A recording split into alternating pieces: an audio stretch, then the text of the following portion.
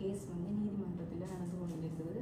அந்த கேஸ் நடந்து கொண்டிருக்குது. ஆனால் எங்களுக்கு வந்து சிஐடி போலீஸ் பிராஞ்சிலிருந்து வாரம், ஸ்பெஷல் பிராஞ்சிலிருந்து வாரம் வந்துட்டு வீட்டை வந்து நாங்கள் இல்லாத டைம் பிள்ளைகளை வந்து அச்சுறுத்துகிற மாதிரி கதைக்கணும். மற்றது வந்து நாங்கள் இந்த கேஸ் சம்பந்தமாக பாதிக்கப்பட்ட நபர் தான் நான். ஆனால் அவையில் இந்த விசாரணை எப்படின்னா, நீங்கள் ஒரு முன்னாள் போராளி, நீங்கள் எந்த காலகட்ட பகுதிகளில் வந்து போராட்டத்தில் இப்போ இணைஞ்ச நீங்கள், எத்தனையாம் ஆண்டு காலப்பகுதியில் நீங்கள் பயிற்சி எடுக்கப்பட்ட நீங்கள், தகட்டு இலக்கத்திலிருந்து காயப்பட்ட டீச்சர் வரைக்கும் அவை கேட்கணும். அவை சம்மந்தப்பட்டு கேட்குற அத்தனை விஷயங்களும் வந்து எங்களோட கேஸ் சம்மந்தமாக கேட்கல. அவை எங்களோட பின்னணி என்னன்றதை தான் பார்க்கணுமே தவிர எங்களோட கேஸ் சம்மந்தமான எந்த விதமான தகவலும் அவை கேட்கல. நாங்கள் இல்லாத டைம் எங்களை வீட்டை போய் பிள்ளைகள், சின்ன பிள்ளைகள் 14 வயசும் 12 வயசு பிள்ளையும் பிள்ளைகிட்ட போய் பிள்ளைகளோட தகாத வார்த்தைகளாலெல்லாம் கதைக்கணும். அது சம்மந்தமாக எங்களுக்கு அவைகள் வந்து நாங்கள் டிஜிபி ஆஃபீஸில் போய் அவைக்கு கம்ப்ளைண்ட் பண்ணிவிட்டு அவைகள் இந்த கேஸில் உங்களை விசாரிக்க மாட்டினோம், வேறு நபர் தான் விசாரிப்பினோம் எங்களை அனுப்பினது. திருப்பியும் நாங்கள் ஸ்பெஷல் பிராஞ்சுக்கு போனாங்க. அங்கே அதே நபர் தான் எங்களை விசாரித்தது. அந்த விசாரணையில் வந்து எங்களோட கேஸ் சம்மந்தப்பட்ட எந்த கேள்வியும் கேட்காமல் நாங்கள் போராட்ட காலத்தில் பங்கு பெற்றினதான்ற கேள்வி மட்டும்தான் அவை கேட்கப்பட்ட கேள்வி. இது சம்மந்தமாக எங்களுக்கு ஏற்கனவே இந்த கேஸ் நடந்து கொண்டு இருக்கத்தக்கன இவையில் இப்படி செய்கிறதால எங்களுக்கு அதை அச்சுறுத்தல், ஏற்கனவே நாங்கள் பாதிக்கப்பட்டிருக்கிறோம். இதால் எனக்கு மன உளைச்சல். அவையில் வந்து இப்படி கேட்குற இது வந்து எங்களுக்கு வந்து பிள்ளைகள் அச்சுறுத்தினோம், மரியாதை இல்லாத மாதிரி கதைக்கணும், தூசண வார்த்தைகள் யூஸ் பண்ணினோம். அப்போ அது சம்மந்தமாக நாங்கள் இதை தெரியப்படுத்தணும் பண்ணி இங்கே வந்து நாங்கள் இந்த மாதம் 24ஆம் தேதி அவை இங்கே எங்கள் வீட்டை வந்தவே. 24ஆம் தேதி வாரத்துக்கு முதல்ல எங்கள்கிட்ட கால் பண்ணி கதைச்சவே நாங்கள் வீட்டில் இல்லை, வெளியிடத்தில் நிற்கிறோம்ட்டு அவைக்கு சொன்னாங்க. நாங்கள் வீட்டை வந்துட்டு கால் பண்ணுறோம்னு சொல்லியும் அவைகள் திருப்பி எங்களோட ஃபோனுக்கு கால் பண்ணிவிட்டு நாங்கள் வரையில்லையன்ட்டோன்னா வீட்டை போய்த்தான் அவை கதைச்ச அத்தனையும் அவை பிள்ளைகளோட முரண்பட்டது, அவை கதைச்ச அத்தனை ஆதாரமும் எங்களோட வீட்டை சிசிடிவி ஃபுட்டேஜில் சேவ் ஆகியிருக்குது. அவையோட ரெக்கார்ட் ஃபுல்லாக எங்களோட ஃபோனில் இருக்குது. அவை என்னென்ன வார்த்தைகள் யூஸ் பண்ணியிருக்கிறோம், அவை யார் ஆக்கலன்ற அவ்வளோ ஆதாரங்களும் எங்களோட ஃபோனில் இருக்குது.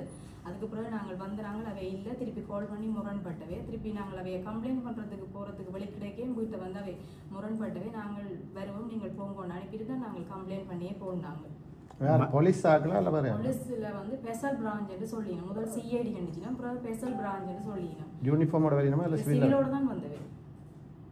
மனித உரிமான குழுவில் முறைப்பாடு அதில் நாங்கள் முறைப்பாடு கால் பண்ணி கதைச்சு நாங்கள் கதைக்கு அவை இன்றைக்கு வர சொல்லி சொன்னவே. நாங்கள் இங்கே வர்றதுக்காக போகல, நாளைக்கு அங்கே போகிறோம், மனித உரிமை போகிறோம்.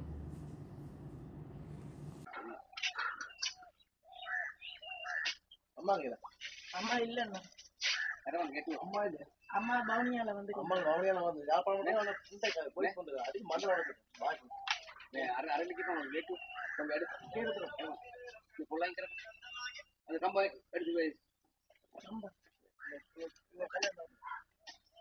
ஹலோ வணக்கம், யாரு சொல்லுங்க.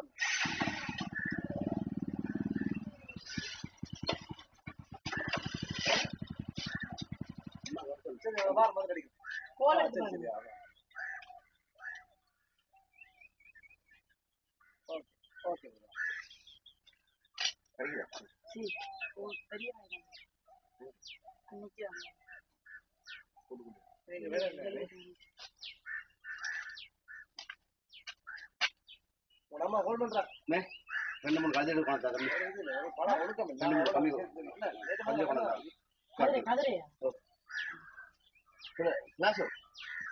போயிட்டு ஒன்றும் இல்லை, ரெண்டு மூணு தான் 3 பேர் தான்.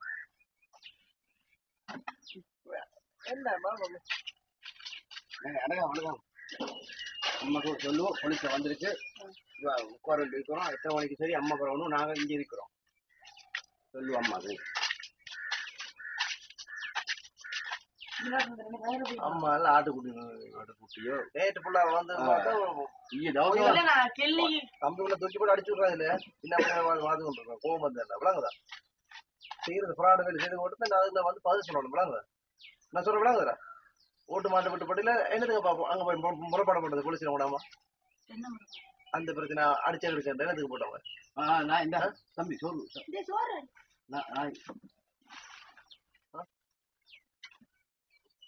நாய் சோறு அப்ப அவளுக்கு முறைப்பாடு மேலே family தான் என்ன நீ family தான் நீ அப்படின்னு சின்ன நீ ஹெவன் இது நீ வரையில இது